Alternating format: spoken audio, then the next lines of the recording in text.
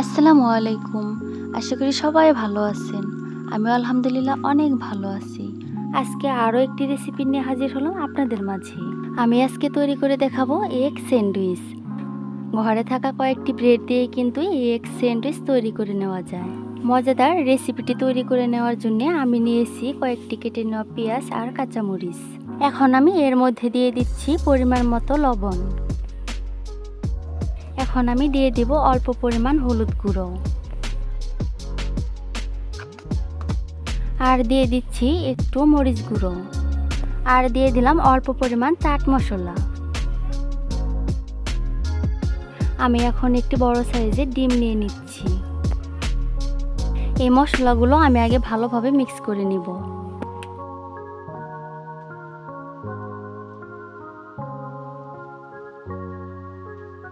আমি এখন দিয়ে দিলাম অল্প পরিমাণ টমেটো সস। এখন আমি দিয়ে দিলাম একটি ম্যাগি মশলা। এই ম্যাগি মশলা দেওয়ার কারণে কিন্তু এগ স্যান্ডউইচ খেতে অনেক মজা হবে। এগ স্যান্ডউইচের টেস্ট অন্যরকম আনার জন্য কিন্তু এই ম্যাগি মশলাটি দিতে হয়। এই ম্যাগি মশলাটি ব্যবহারে এগ স্যান্ডউইচের টেস্ট অন্যরকম হয়। এখন আমি একটি ডিম ভেঙে দিচ্ছি। এই ডিমটাও আমি মশলার সাথে মিক্স করে নিচ্ছি।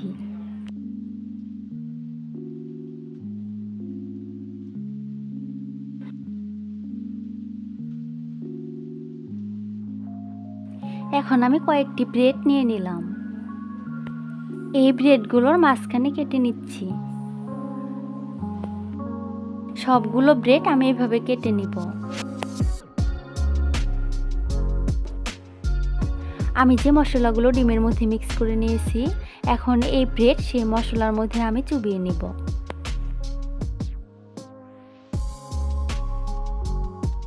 সবগুলো ব্রেডের মধ্যে আমি এভাবে মশলা দিয়ে দিব।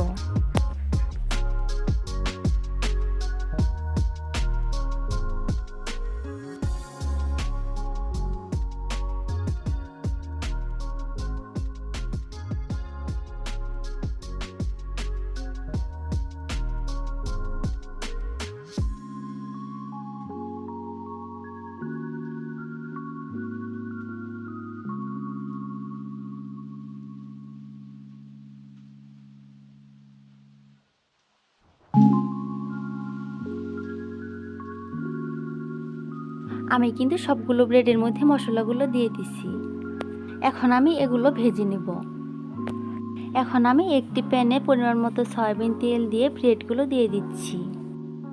তেলটা হালকা গরম হওয়ার পর এগুলো দিতে হবে।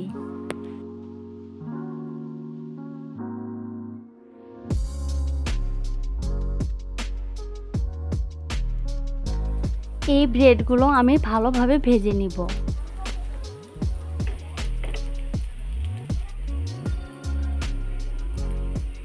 আমি কিন্তু দুই পাশে ভালোভাবে ভেজে নিয়েছি। তৈরি হয়ে গেল আমার মজাদার এগ টোস্ট স্যান্ডউইচ। আমাদের বাড়িতে প্রায়ই বিকেলের নাস্তায় এগ টোস্ট স্যান্ডউইচ আমি তৈরি করি। আপনারাও সকালে ব্রেকফাস্ট অথবা বিকেলের নাস্তায় এই স্যান্ডউইচ বানিয়ে খেতে পারেন। আশা করছি অনেক ভালো লাগবে। তাছাড়া বাচ্চাদের টিফিনে এই এগ টোস্ট স্যান্ডউইচ আপনারা বানিয়ে দিতে পারেন। ভীষণ মজাদার এই এগ টোস্ট স্যান্ডউইচ আজকে আপনাদের মাঝে শেয়ার করলাম। সবাই প্লিজ আমাকে সাপোর্ট করবেন। সবাই ভালো থাকবেন, সুস্থ থাকবেন। আল্লাহ হাফেজ।